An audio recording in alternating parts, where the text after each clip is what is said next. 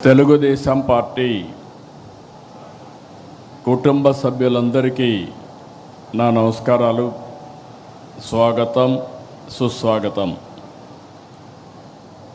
కొత్తగా కమిటీలోకి వచ్చిన వారందరికీ కూడా అభినందనలు, శుభాకాంక్షలు.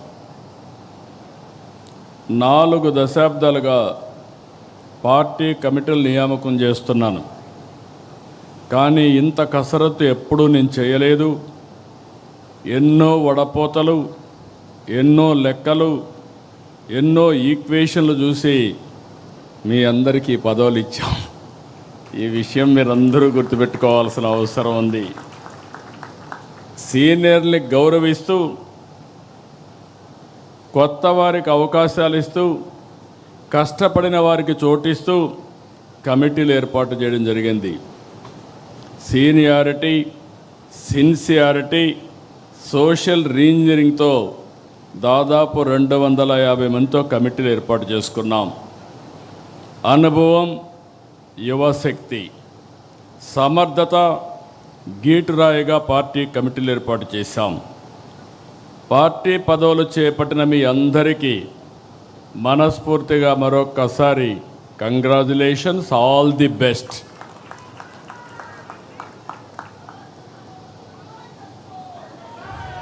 కొత్త టీంతో పార్టీకి కొత్త ఎనర్జీ రావాలి, కొత్త దిశ రావాలి. కార్యకర్తే అధినేత అనేది కేవలం స్లోగన్ కాదు, ఇది మన సిద్ధాంతం. ఆచరణలో చేసి చూపించాం. ఈరోజు వేదిక పైన చూస్తే ఒక మండల పార్టీ అధ్యక్షురాలని, ఒక క్లస్టర్ ఇన్ఛార్జిని పాలిట్ బ్యూరో మెంబర్గా చేయగలిగాం. ఈరోజు మా రామ్మోహన్ నాయుడు గారు కేంద్ర మంత్రి కార్యకర్త స్థానంలో కూర్చుంటే, ఆ కార్యకర్త పాలిట్ బ్యూరో స్థానంలో కూర్చున్నారు. అది తెలుగుదేశం పార్టీ విశిష్టత. ఇది దేశంలో వేరే పార్టీలో సాధ్యం కాదు. That is Telugu Desam. ఏదైతే చెప్పామో దాన్ని నిరూపించుకుంటున్నాం.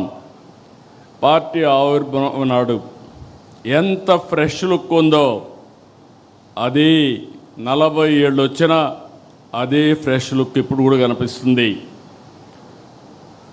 దేశంలో తెలుగుదేశం పార్టీ ముందు పుట్టిన పార్టీలు ఉన్నాయి, తర్వాత పుట్టిన పార్టీలు ఉన్నాయి. అయితే ఇంత పటిష్టమైన నిర్మాణం, బలమైన క్యాడర్ కలిగిన ఏకైక పార్టీ తెలుగుదేశం పార్టీ, వేరే పార్టీ లేదు. ఒక్క ఓటమితోనే రాజకీయ పార్టీలు చాపజుట్టేస్తున్నాయి, కాలగర్భంలో కలిసిపోతున్నాయి. కానీ గెలిచినా ఓడినా ఎప్పుడూ సగర్వంగా ఎగిరే జెండా మన పసుపు జెండా. 44 ఏళ్ళలో అనేక సంక్షోభాలు, సవాళ్లను చూశాం. కానీ మన పసుపు జెండా పౌరుషం మాత్రం ఎప్పుడూ తగ్గలేదు, ఎప్పుడు ఎవ్వరూ తగ్గించలేరు. తెలుగుదేశం పార్టీ కార్యకర్తలు ఎప్పుడూ మీసం మెలేసే నిలబడతాడు తప్ప ఎవ్వడికి భయపడడు, తల వంచడు. 4 దశాబ్దాల మన ప్రస్థానం అద్భుతంగా సాగింది. తెలుగుదేశం పార్టీ శాశ్వతం. తెలుగు జాతి ఉన్నంత వరకు తెలుగు వారి గుండెల్లో ఉండేది ఏకైక తెలుగుదేశం పార్టీ. దాన్ని ఎవ్వరూ ఏమీ చేయలేరు. ఇది సాగాలంటే మనం మరింత బలోపేతం కావాలి. 2024 ఎన్నికల్లో టికెట్లు కావచ్చు, ఈరోజు పార్టీ కమిటీలు కావచ్చు. కొత్త తనానికి, యువతరానికి, మహిళలకు ఎక్కువగా అవకాశాలు ఇచ్చాం. ఎప్పుడు కూడా ఈరోజు చూస్తే నాకెంతో ఆనందంగా ఉంది.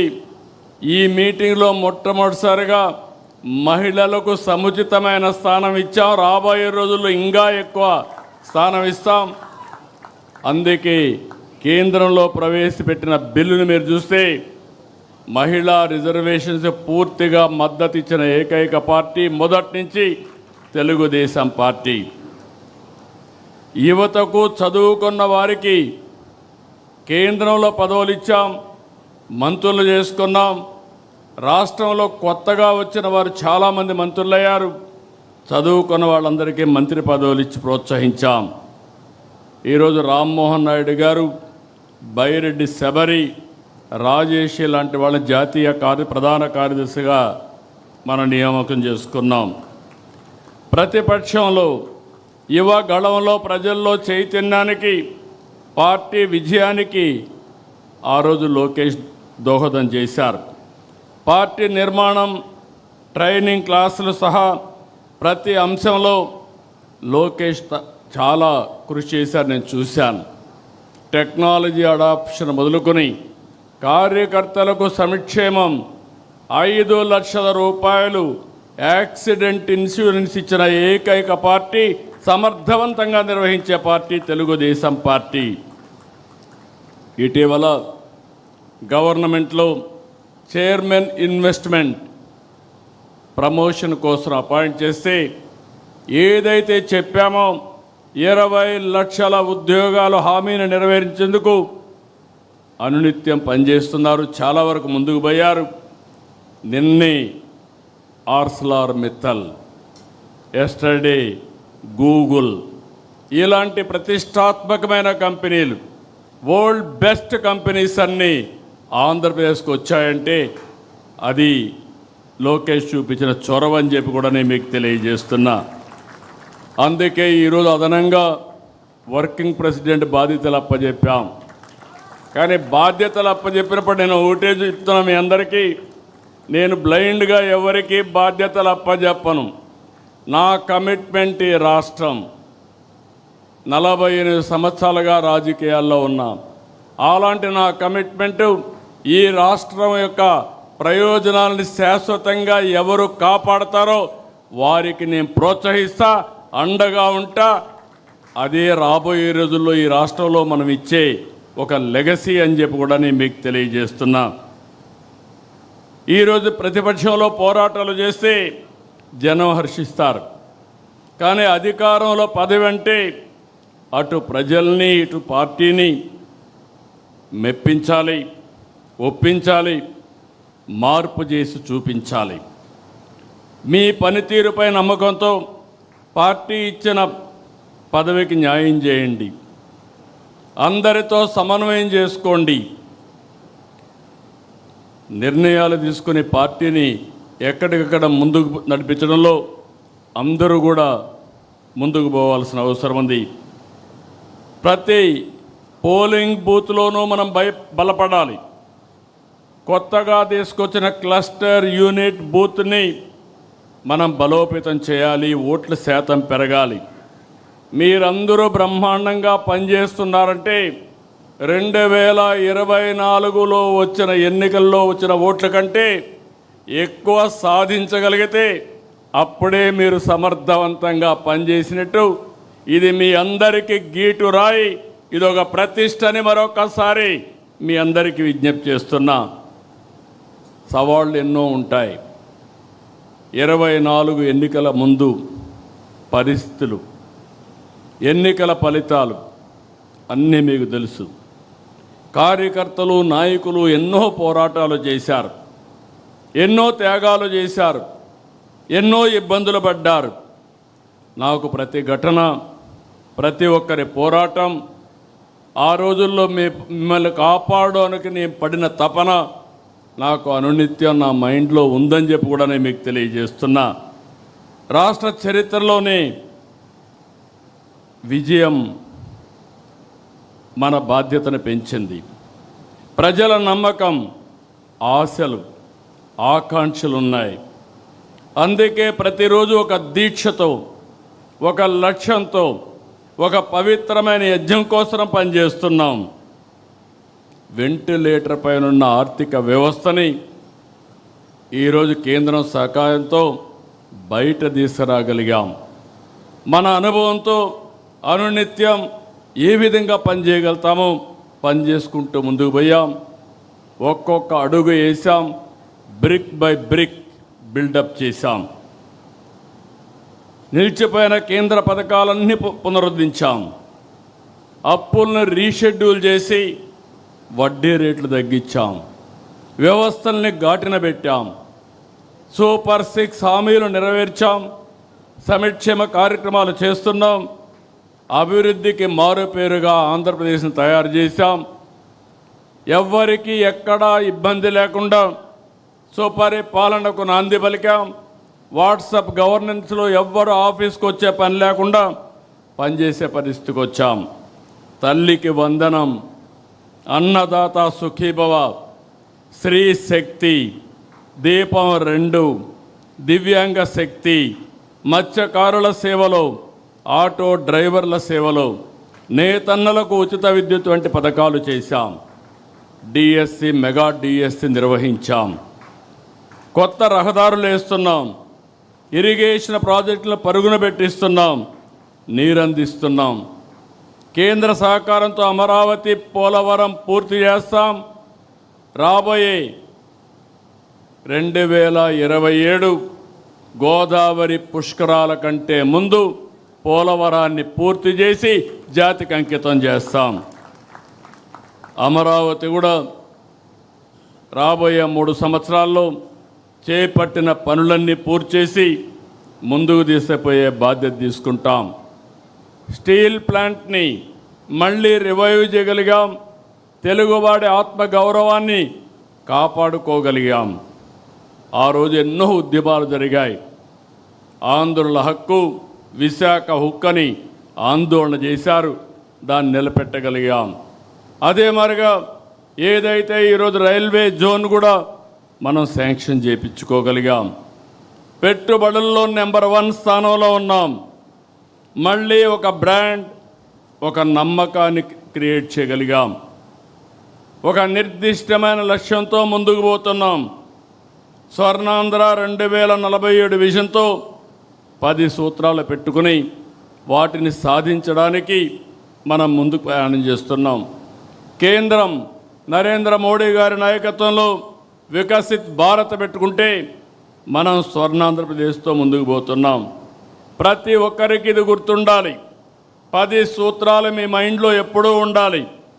పేదరికం లేని సమాజం, ఉద్యోగ ఉపాధి కల్పన, నైపుణ్యం, మానవ వనరుల అభివృద్ధి, నీటి భద్రత, ఫార్మ్ అగ్రిటెక్, ప్రపంచ స్థాయి మౌలిక సదుపాయాలు, ఇంధన వనరుల సమర్థ వినియోగం, కాస్ట్ తగ్గించడం, నాణ్యమైన ఉత్పత్తులు, స్వచ్ఛాంధ్ర, డీప్ టెక్నాలజీ.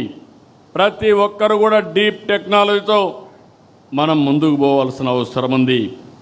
ఈ ప్రయాణం చేసినప్పుడు 2 ఏళ్లలోనే కొన్ని లక్ష్యాలు మెరుగు చేసుకోగలిగాం. ఒక్క ఉదాహరణ చెప్తున్నా, అన్ని డిపార్ట్మెంట్లో మెరుగు చేయగలుగుతున్నాం. ఒక్క ఉదాహరణ మీరు చూస్తే, నష్టాల్లో ఉన్న విద్యుత్ శక్తి, విధ్వంసమైనటువంటి డిపార్ట్మెంట్ని రివైవ్ చేశాం.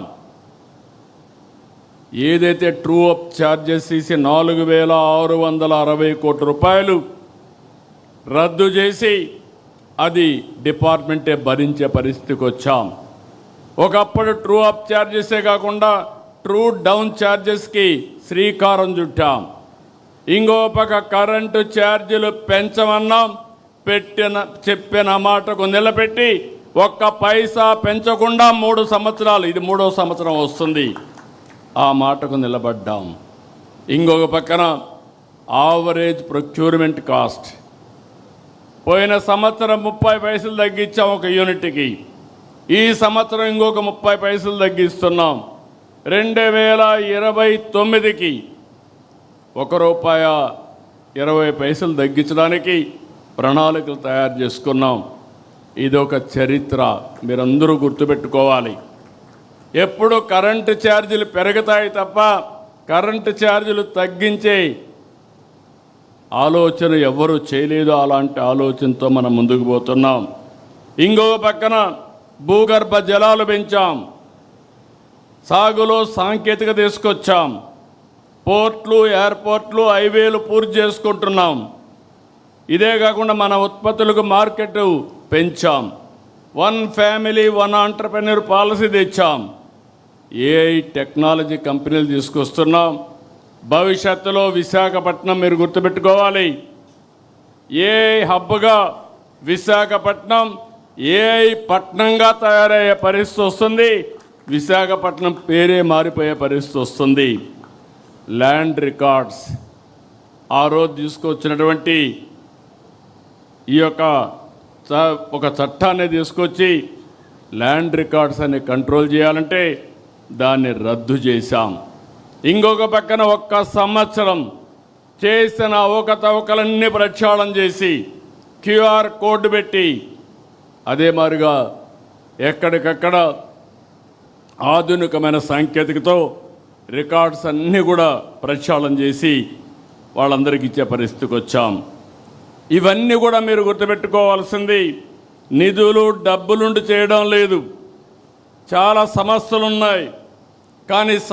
ఉన్నాయి, కానీ దాన్ని అధిగమించే సంకల్పం ఉక్కు సంకల్పం తెలుగుదేశం పార్టీ సొంతమని మరొకసారి మీకు విజ్ఞప్తి చేస్తున్నా.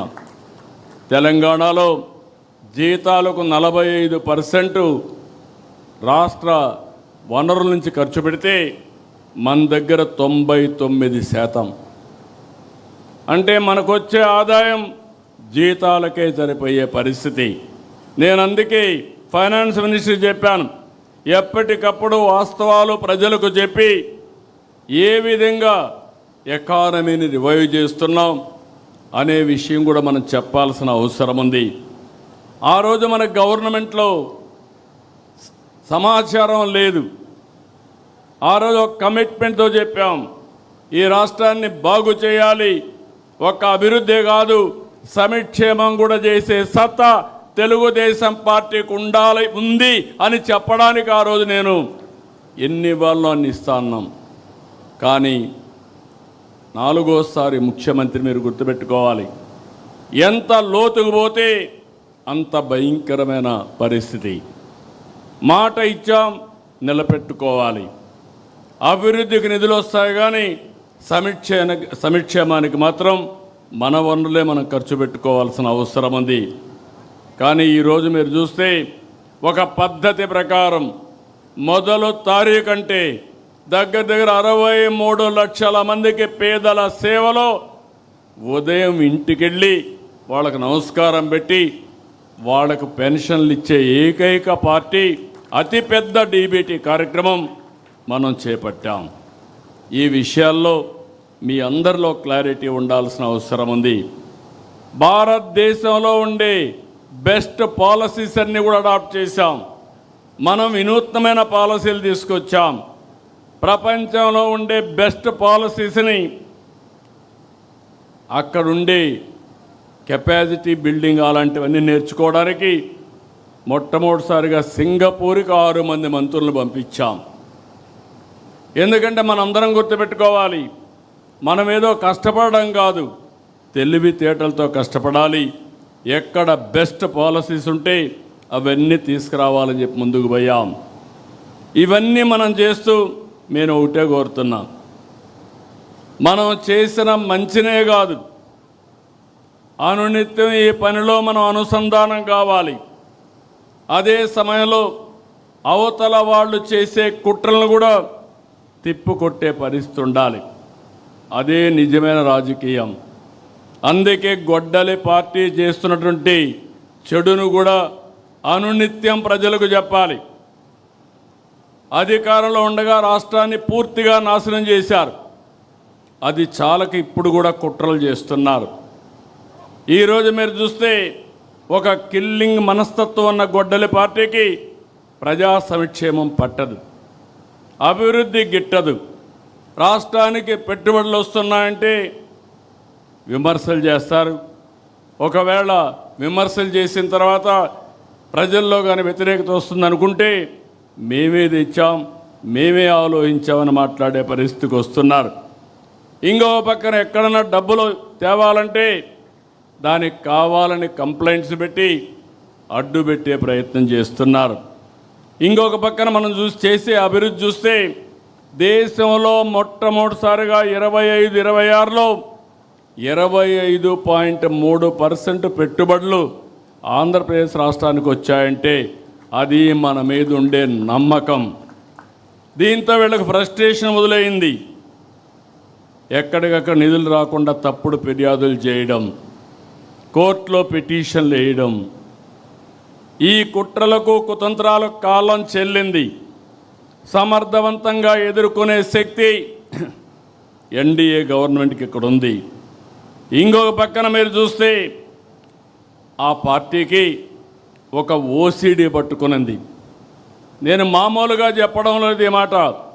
అబ్సెసివ్ కంపల్సివ్ డిజార్డర్, ఇది ఒక వ్యాధి. ఆ వ్యాధిని అందరికీ అంటగట్టడానికి చూస్తున్నాడు పార్టీ మొత్తం. అబ్సెసివ్ కంపల్సివ్ డిజార్డర్ అది ఈరోజు క్రెడిట్ చోరీ డిజార్డర్గా కూడా తయారైన అందులో భాగమే ఇది.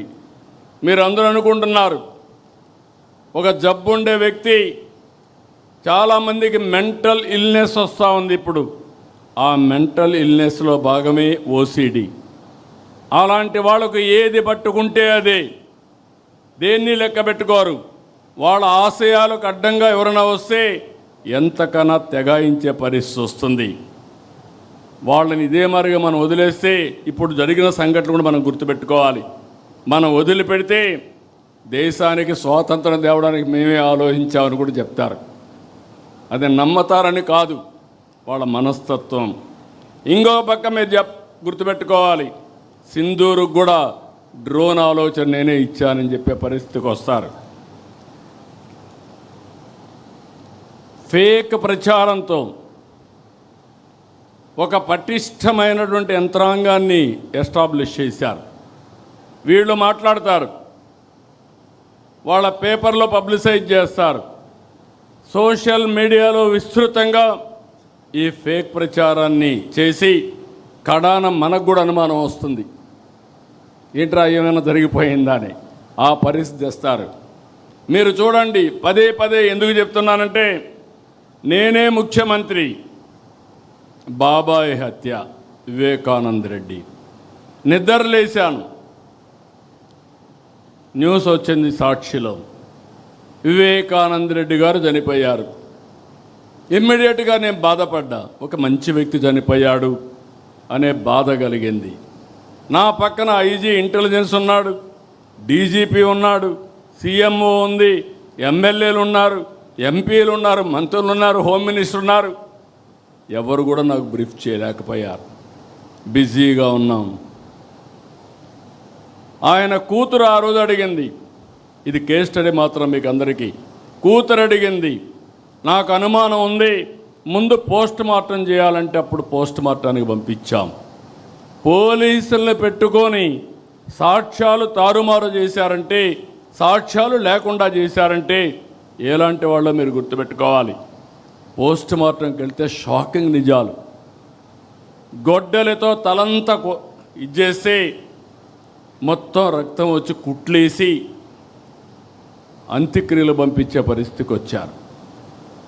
రూమ్ అంతా లాగారు, బెడ్రూమ్ అంతా కూడా బెడ్ మార్చలేకపోయారు, కానీ బెడ్ అంతా రక్తం, గోళ్ళంతా రక్తం కడిగారు, కానీ ఆ మరకలు చెడపలేకపోయారు. అక్కడి నుంచి సాయంత్రం డ్రామా మారిపోయింది. ఆ డ్రామాను మీరు చూసే సాయంత్రానికి నా తండ్రి చనిపోయాడు, ఆ రోజు చంపేశారు, ఇప్పుడు ఒకే దిక్కు పెద్ద దిక్కు మా చిన్నాన్న, ఆయన్ని కూడా చంపేశారు, పెద్ద దిక్కు కోల్పోయాను. వాళ్ళ చెల్లెలు నమ్మింది. మీరు గుర్తుపెట్టుకోవాలి, it is not that easy. ఇలాంటి ఓసిడి జబ్బుండే వాళ్ళు ఏం చేస్తారనే దానికి ఇది ఒక ఉదాహరణ మాత్రం. నమ్మితే తెల్లవారు నిద్రలేస్తే ఆ రోజు మాట్లాడలేదు, తెల్లవారు నిద్రలేస్తే సాక్షి పేపర్ చూస్తే నా చేతిలో కత్తి పెట్టి నారాసుర రక్త చరిత్రని నా మీద పెట్టేసే పరిస్థితికి వచ్చారు. అదే రోజు మీరు గుర్తుపెట్టుకోవాలి, ఇవన్నీ బయట వస్తాయని కోర్టుకు పోయి, హైకోర్టుకు పోయి స్టే ఆర్డర్ తీసుకొచ్చారు, ఎవ్వరూ మాట్లాడకూడదని గ్యాగ్ ఆర్డర్స్ తీసుకొచ్చారు. అక్కడి నుంచి సానుభూతి పొంది ఎన్నికల్లో గెలిచారు. గెలిచిన తర్వాత వాళ్ళ చెల్లి అడిగితే మరిచిపోమన్నారు.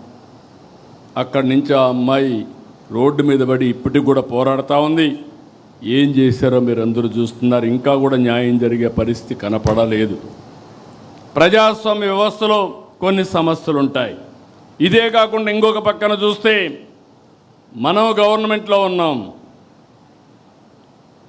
ఒక కార్యకర్తను కారుతో తొక్కించి కడాన అతను చనిపోతే హాస్పిటల్ పంపిస్తే మనం ఆ హాస్పిటల్ పోయే లోపల చనిపోతే తిరిగి ఆ నెపం మన మీద వేసే పరిస్థితికి వచ్చారు. అక్కడ కూడా మీరు గుర్తుపెట్టుకోవాలి.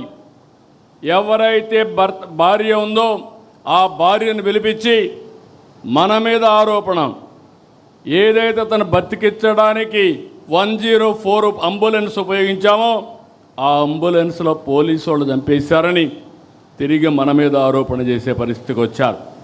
అది కేసు పెడితే కోర్టు పోయి స్టే తెచ్చుకున్నారు. నిన్నే మీరు ఇక్కడ చూశారు కడపలో ఆస్తుల కోసం, అది కూడా కబ్జా చేసిన ఆస్తుల కోసం వాళ్ళ ఫాలోయర్ని చంపేశారు. చంపేసి తిరిగి మన మీద వేస్తే పేపర్లో చూసి వేసేశారు.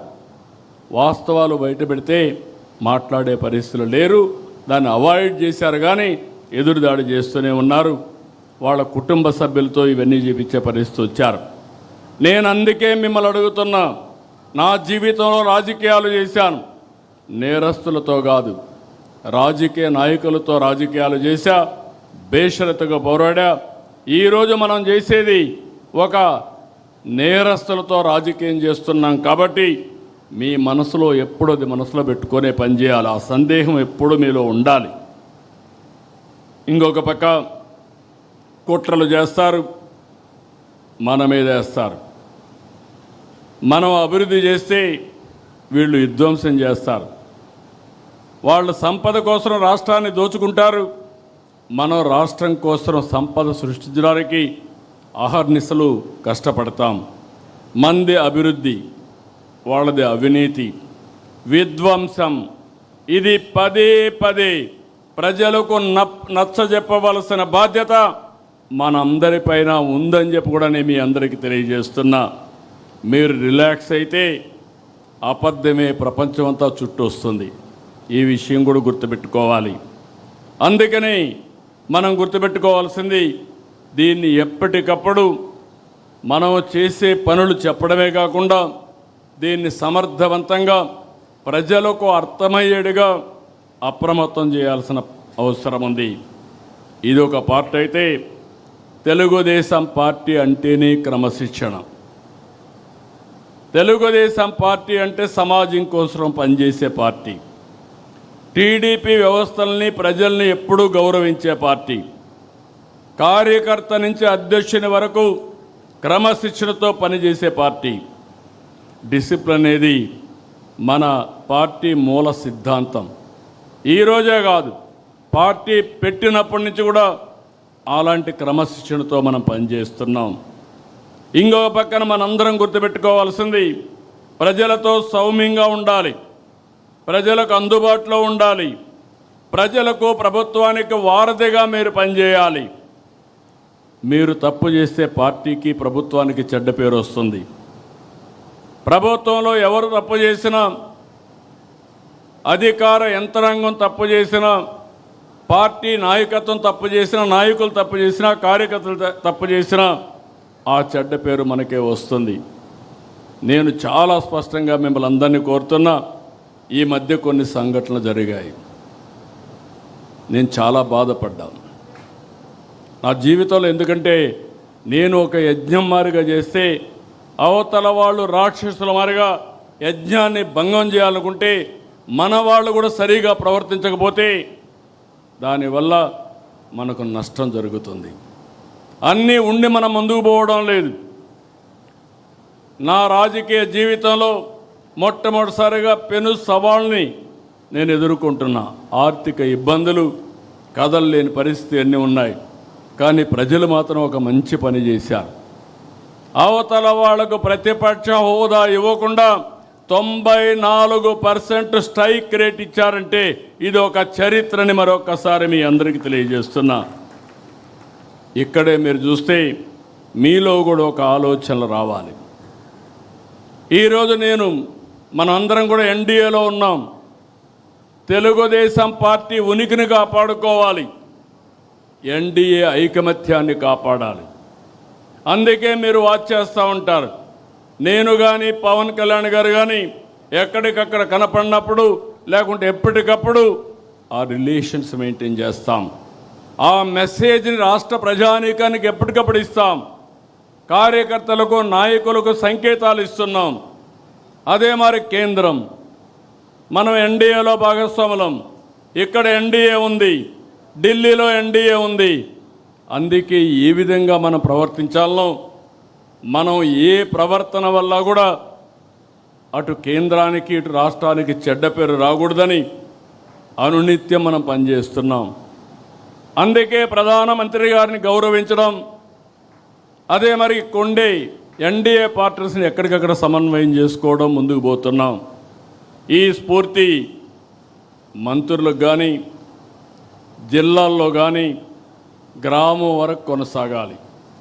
2024లో అభ్యర్థులను చూడలేదు, పార్టీలను చూడలేదు. ఎన్డీఏ ఎవరిని సపోర్ట్ చేసి వాళ్ళకు బ్లైండ్గా ఓట్లేశారంటే దానికి కారణం ఈ రాష్ట్రాన్ని మళ్ళీ పునర్నిర్మాణం చేసుకోవాలి. అది ఒక్క ఎన్డీఏ వల్లనే సాధ్యం, అది కూడా సిబిఎన్ వల్ల సాధ్యమనే ఉద్దేశంతో ఆ రోజు ఓట్లేశారు. అది మీరు గుర్తుపెట్టుకోవాలి. రేపు రాబోయే రోజు మళ్ళీ చెప్తున్నా, మీరు చెక్ చేసుకోండి. ఈరోజు 2024లో వచ్చిన ఓట్ల కంటే మీ దగ్గర ఎక్కువ వస్తే మీరు బాగా పనిచేసినట్టు. మళ్ళీ 2024 కంటే ఓట్లు బాగా వచ్చినా, ఎక్కువ వచ్చినా మీ దగ్గర రాకపోతే మీరు ఆ ఓటు బ్యాంకుని కిందికి లాగినట్టు. ఆ విషయం కూడా మీరు గుర్తుపెట్టుకోవాలి. నేను గర్వంగా చెప్పగలుగుతున్నాను, ఈ ఇబ్బందుల్లో పనిచేస్తున్నాం, ఒక నమ్మకం వచ్చింది. అందుకే ముందు కంటే ఇప్పుడు ఎన్నికలు పెడితే దానికంటే ఎక్కువ సీట్లు వస్తాయి తప్ప తక్కువ సీట్లు రావు. అదే సమయంలో మీరు గుర్తుపెట్టుకోవాలి, ఏదో ఎక్కువ సీట్లు వస్తాయని మీరు అతిగా ప్రవర్తిస్తే ఓట్లు పోవడమే కాకుండా పార్టీకి అప్రతిష్ట పాలు వస్తుంది.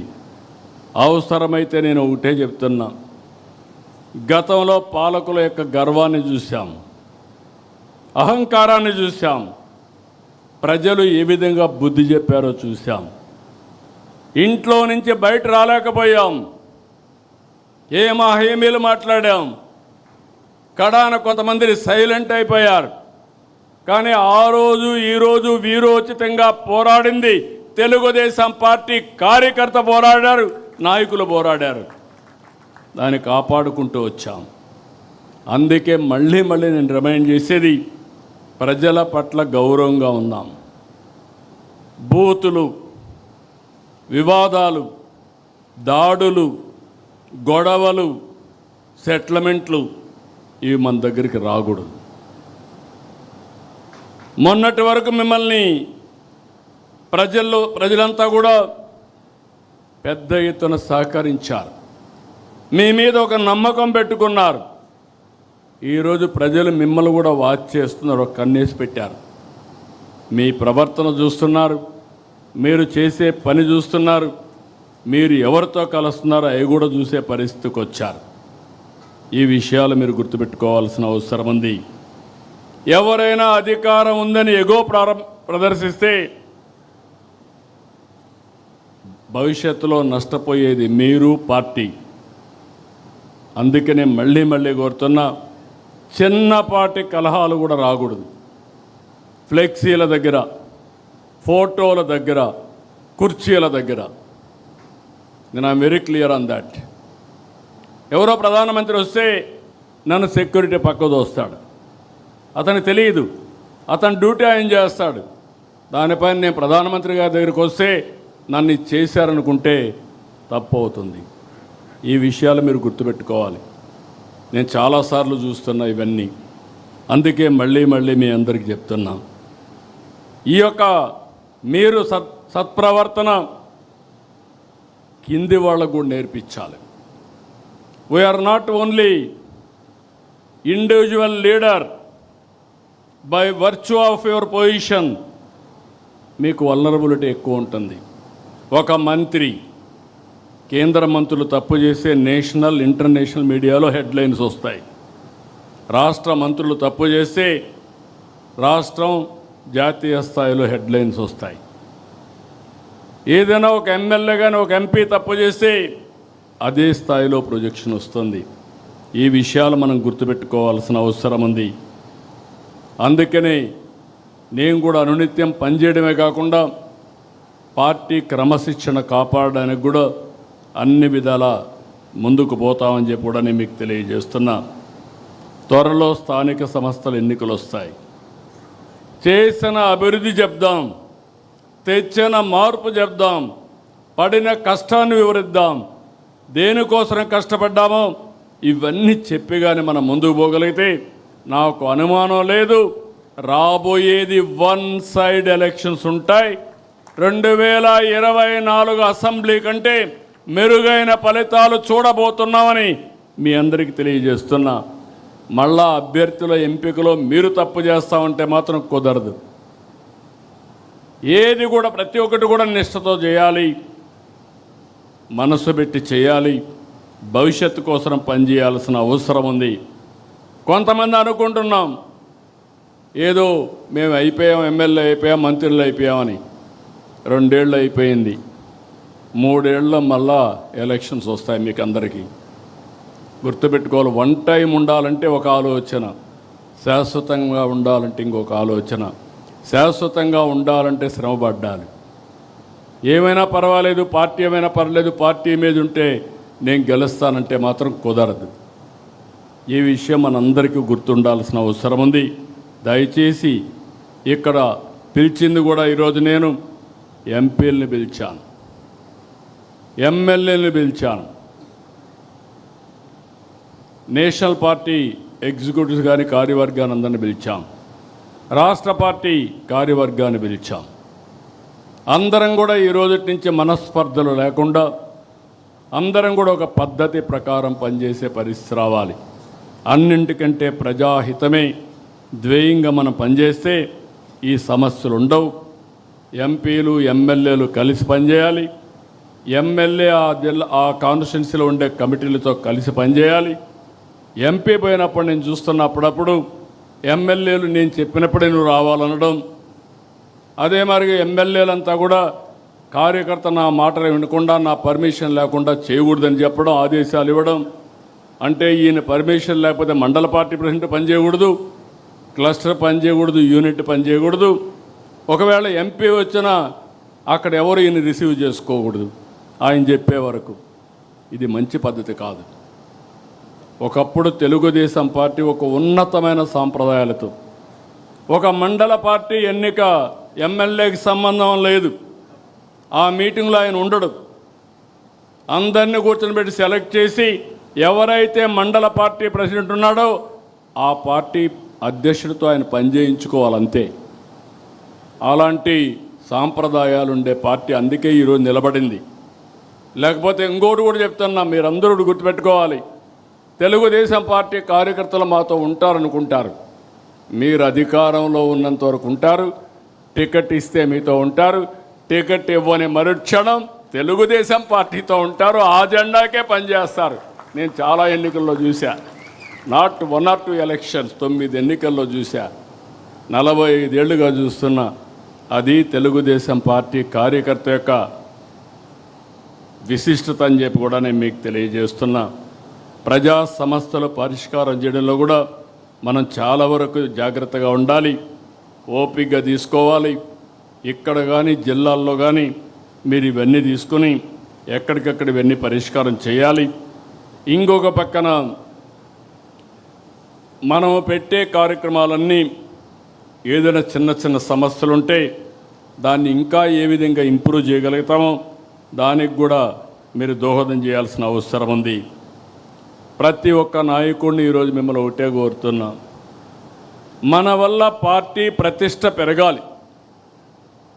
సీనియర్స్ కూడా కోరుతున్నా, ఈ పర్వాలేదు తర్వాత చూసుకుందాం, నా ఇష్ట ప్రకారం చేద్దామంటే మనం పార్టీకి అన్యాయం చేసిన వాళ్ళు అవుతాం. చివరిగా చెప్తున్నా, పార్టీ గౌరవాన్ని పెంచేలా, ప్రభుత్వ ప్రతిష్ట పెంచేలా మీరందరూ కూడా పనిచేయాలి. పార్టీ శాశ్వతంగా ఉండాలి, అధికారంతోనే ఉండాలి. తెలుగుదేశం బాగుంటే రాష్ట్రం బాగుంటుంది, ప్రజల భవిష్యత్తు బాగుంటుంది. మళ్ళీ వైకుంఠపాళి అవుతే పైకెక్కడం దిగడం ఇదే సరిపోతుంది. నేను చూశాను.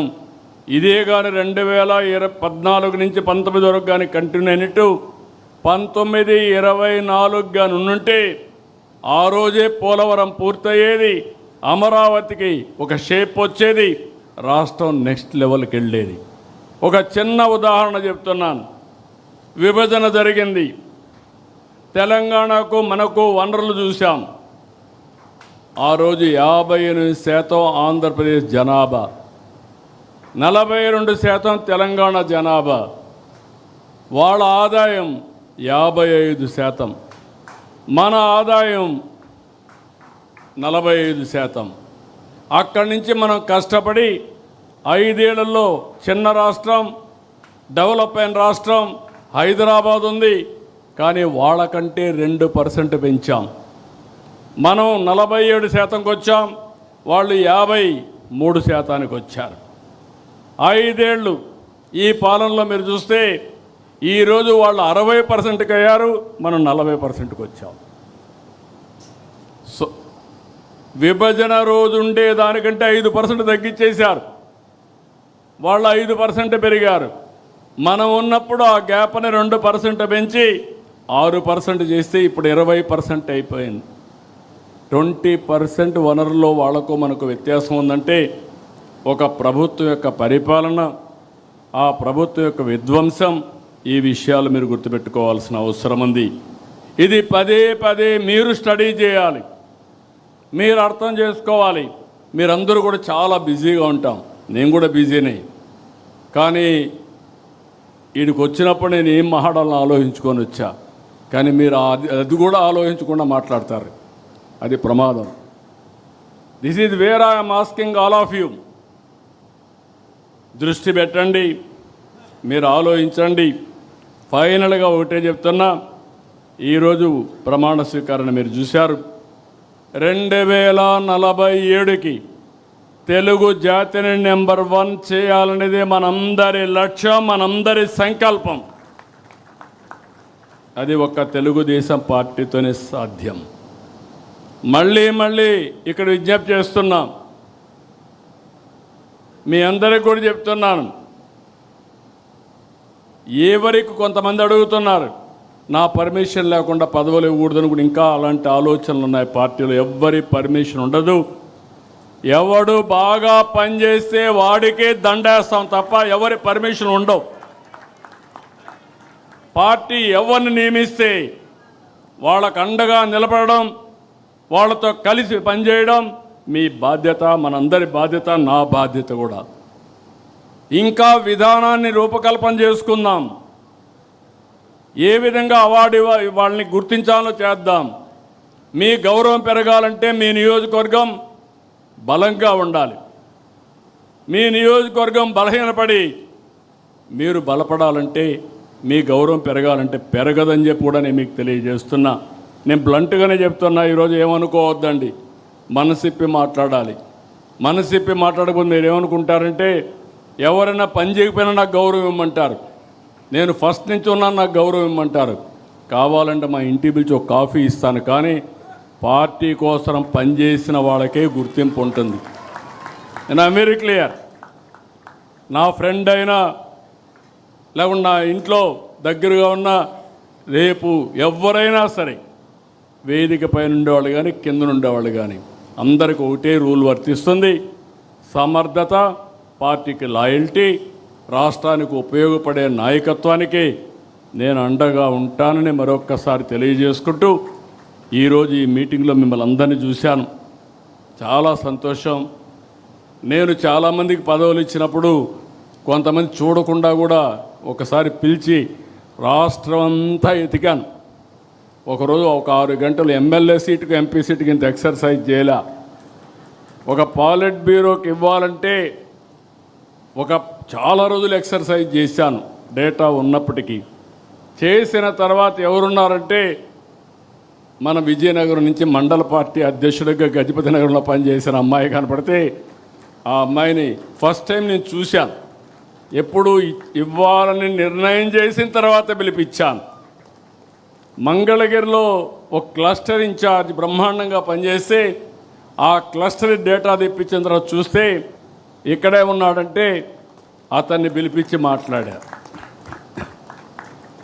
అంటే వాళ్ళ పనితనమే ఒక్కరోజు పని చేయడం కాదు, మళ్ళీ అది కూడా గుర్తుపెట్టుకోండి. మీరు ఏదో ఒకరోజు పని చేస్తాం కాబట్టి మాకు పదవి ఇవ్వండి, కుదరదు.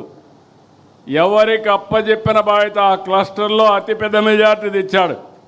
ఆ అమ్మాయి పంచాయతీ ప్రెసిడెంట్గా ఎన్నికై అక్కడి నుంచి ఆ మండల పార్టీ ఆడవాళ్ళు మహిళల్ని చాలామంది ఇంకా యాక్సెప్ట్ చేయరు. చూశాను నేను జిల్లాల్లో కూడా మిమ్మల్ని చాలామంది మహిళల్ని ఎక్కువ మీటింగ్లో కూడా చూసి తక్కువ వస్తూ ఉంటారు. నేను అందుకే చెప్తున్నాను. కానీ అలాంటిది ఒక మహిళ మండల పార్టీ అధ్యక్షులుగా సమర్థవంతంగా అందరి మన్ననలు పొందగలిగింది. ఇది ఉదాహరణ మాత్రం. భవిష్యత్తులో ఇలాంటి ఉదాహరణలు ఇంకా ఎక్కువ మీరు చూస్తారని చెప్పి మీ అందరికీ తెలియజేసుకుంటూ, అది కార్యకర్తే అధినేత. సమర్థవంతమైన కార్యకర్తలు తయారు చేస్తాం, నాయకులుగా తయారు చేస్తాం. నాయకత్వానికి కొరత లేదు.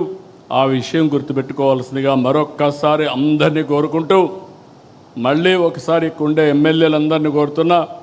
చాలామంది కొత్త ఎమ్మెల్యేలు వచ్చాం, చాలామంది కొత్త మంత్రులు అయ్యాం. కానీ వాళ్ళందరినీ ఒకటే విజ్ఞప్తి చేస్తున్నా, మీకు అన్నీ తెలుసని ఎంపీలు కూడా కొత్తగా వచ్చాం. ఆ విషయం కూడా గుర్తుపెట్టుకోవాల్సిన అవసరం. ఎమ్మెల్యేలే కాదు, ఎంపీలు కూడా. మీరందరూ గుర్తుపెట్టుకోవాల్సింది, మీకు అన్నీ తెలుసని తప్పులు చేయొద్దండి. నేర్చుకుందాం, ముందుకెళ్దాం, రాష్ట్రానికి ఉపయోగపడదామని మరొక్కసారి అందరినీ కోరుకుంటూ చేస్తారని చెప్పి ఆశిస్తూ అందరికీ నమస్కారాలు. జై హింద్, జై తెలుగుదేశం. ఇప్పుడు తెలుగుదేశం గట్టిగా, Telugu Desam, Telugu Desam. NTR Amar high, NTR, NTR, NTR. Thank you. Nara Chandrababu Naidu గారి నాయకత్వం, నారా చంద్రబాబు నాయుడు గారి నాయకత్వం, నారా చంద్రబాబు నాయుడు గారి నాయకత్వం. యువ నాయకుడు శ్రీ నారా లోకేష్ గారి నాయకత్వం, నారా లోకేష్ గారి నాయకత్వం, నారా లోకేష్ గారి నాయకత్వం.